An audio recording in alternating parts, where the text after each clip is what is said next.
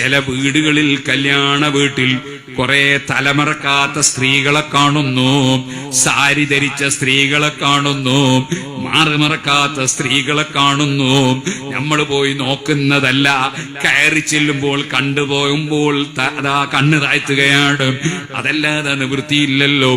അങ്ങനെ കുറെ അമുസ്ലിം സ്ത്രീകളുണ്ടല്ലോ എന്ന് ചോദിക്കുമ്പോ ചിലര് പറയുന്നു അതൊന്നും അമുസ്ലിം സ്ത്രീകളല്ല, മുസ്ലിം സ്ത്രീകൾ ഇപ്പോൾ സാരി ധരിച്ചുകൊണ്ട് ശരീരം മറക്കാതെ പുറത്തു വരുന്നു, തലമറക്കാതെ പുറത്തു വരുന്നു. ചോദിക്കട്ടെ ഉമ്മമാരെ, വഅലിന്റെ സദസ്സിന് ഇവിടെയൊന്നൊരു കുറവുമില്ലല്ലോ, ഉറൂസിനും കുറവില്ലല്ലോ, വഅലിനും കുറവില്ലല്ലോ. ദിനേന നമ്മൾ പിന്നോട്ടാണോ? കൊറോണ വൈറസ് വന്നപ്പോ അത് തടുക്കാൻ നമ്മളെ കൊണ്ട് കഴിഞ്ഞോ? പോകട്ടെ, വലിയ ഒരു ട്രക്ക് ലോറിയും കുറെ വസ്തുക്കളും ഒരു ഡ്രൈവറും വെള്ളത്തിന്റെ ഉള്ളിൽ മണ്ണിന്റെ ഉള്ളിൽ പോയിട്ട് അത് തെരഞ്ഞു പിടിക്കാൻ നമ്മളെ കൊണ്ട് സാധിച്ചോ? ജീവനോടെ എടുക്കാൻ കഴിഞ്ഞോ? ഞാൻ ഇന്നലെ എന്റെ നാട്ടിന്റെ അടുത്ത് വേലങ്ങാട് മലയിൽ ഉരുൾപൊട്ടിയ സ്ഥലത്ത് ചെന്ന് നോക്കി. സുബ്ഹാനല്ലാഹ്, കുറെ വീടുകൾ ഇവിടെ ഉണ്ടായിരുന്നു, കടകൾ ഇവിടെ ഉണ്ടായിരുന്നു എന്ന് അവിടെയുള്ള ജനങ്ങൾ പറയുന്നു. ഒരു വീട്ടിന്റെയും അവശിഷ്ടമില്ല, ഒരു കടയുടെയും അവശിഷ്ടമില്ല. വലിയ പാറക്കെട്ടുകൾ എത്രയോ ദൂരെ നിന്ന് അതാ ഒലിച്ചു വന്നിരിക്കുന്നു. ഒരൊറ്റ മനുഷ്യൻ മാത്രമാണ്, മാത്യു മാഷ് എന്ന് പറയുന്ന ഒരാൾ മാത്രമേ അവിടെ മരണപ്പെട്ടിട്ടുള്ളൂ. ഞാൻ അദ്ദേഹത്തിന്റെ വീട്ടിലും പോയി. അത് ഇന്നലെ പോയതാണ്. ഇനി തിങ്കളാഴ്ച ഞാൻ വയനാട് പോകുന്നുണ്ട് ഇൻഷാ അല്ലാഹ്. ഞാൻ പറയട്ടെ, വയനാട്ടിൽ എത്ര ജനങ്ങളാണ് മരണപ്പെട്ടത്, എത്ര വീടുകളാണ് തകർന്നു പോയത്, പാലമടക്കം തകർന്നില്ലേ? ഞാൻ ചോദിക്കട്ടെ, ഇവിടെ ആർക്കാണ് പടച്ചറബൊരു മുസീബത്തിറക്കിയ ആൽ തടുക്കാൻ കഴിയുന്ന ശക്തികളുണ്ടോ? എങ്ങനെയാണ് മുസീബത്ത് വരുന്നത് എന്ന് നമുക്കറിയില്ലല്ലോ, എങ്ങനെയാണ് വരുന്നതെന്ന് അറിയില്ലല്ലോ. വെറും ഒരു ചെറിയ, വളരെ ചെറിയ, നഗ്നദൃഷ്ടി കൊണ്ട് കാണാൻ കഴിയാത്ത ഒരു വൈറസ് വന്നപ്പോൾ അമേരിക്കയെ അടക്കം വിറപ്പിച്ചില്ലേ പടച്ച റബ്ബ്? ആ റബ്ബിന്റെ ഭൂമിയിൽ ജീവിക്കുന്ന ഈമാനുള്ള മുഅ്മിനീങ്ങൾ, അവർ ഈമാനും തഖ്വയുമായി ജീവിക്കുമ്പോൾ അവർക്ക് വേണ്ടി അല്ലാഹു തആല മറ്റുള്ളവർക്കും കാവല് കൊടുക്കും കേട്ടോ. വിശ്വാസമുള്ള നമ്മള് അല്ലാഹു ഉണ്ടെന്ന വിശ്വാസമുണ്ട്, റസൂലുള്ളാഹി സ്വല്ലല്ലാഹു അലൈഹി വസല്ലം തങ്ങൾ ഉണ്ടെന്ന വിശ്വാസമുണ്ട്. പക്ഷേ റസൂലുള്ളാഹിനെ ധിക്കരിക്കുകയാണ്. നിസാഉൻ കാസിയാത്തുൻ നാരിയാത്തുൻ മായിലാത്തുൻ മുമീലാത്ത് റൂസുഹുന്ന കാസിനിമത്തിൽ ബുഖ്തിൽ മായിലാ. നബി തങ്ങൾ പറഞ്ഞില്ലേ, എന്റെ കാലഘട്ടത്തിൽ ഇല്ലാത്ത ചില സ്ത്രീകൾ ഖിയാമത്ത് നാളാവുമ്പോ വരും. അവരെ സ്വഭാവം എന്താണ്? വസ്ത്രം ധരിച്ചിട്ടുണ്ടോ എന്ന് ചോദിച്ചാ ധരിച്ചിട്ടുണ്ടെന്ന് പറയാം, പക്ഷേ കാണേണ്ട സ്ഥലമൊക്കെ കാണാറുണ്ട്. അങ്ങനെ വളരെ നേരിയ കണ്ണാടി പോലുള്ള തുണികൾ ധരിക്കുന്നവരും, അതുപോലെ തന്നെ തീരെ തന്നെ തല മറക്കാത്തവരും മാറ് മറക്കാത്തവരുമൊക്കെയായി നിസാഉൻ കാസിയാത്തുൻ ആരിയാത്തുൻ മായിലാത്തുൻ മുമീലാത്ത്. അന്യപുരുഷന്മാരെ ആകർഷിപ്പിക്കുന്നവരാണ്, അന്യപുരുഷന്മാരെ അങ്ങോട്ട് വിളിച്ച് സംസാരിച്ച് ആകർഷിക്കുന്നവരാണ്.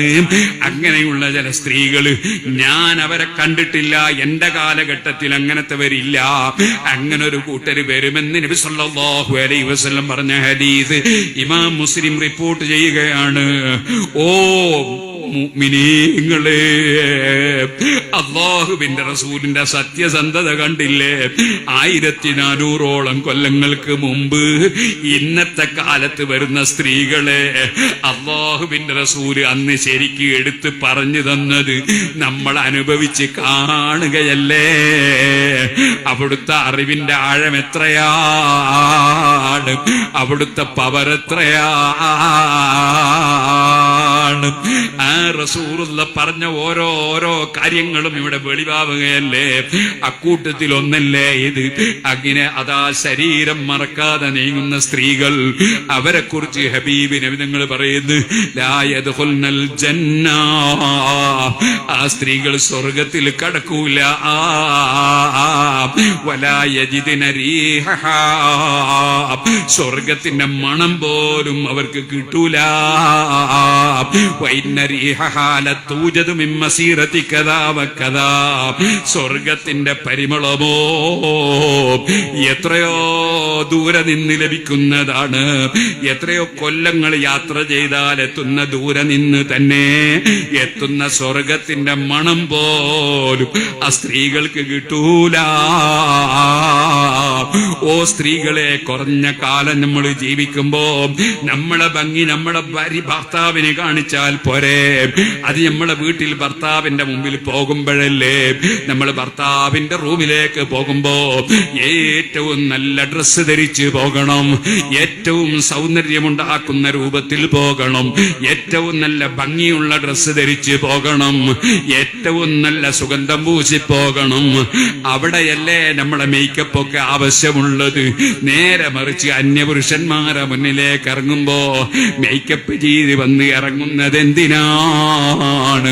നരകം സമ്പാദിക്കാനാണോ?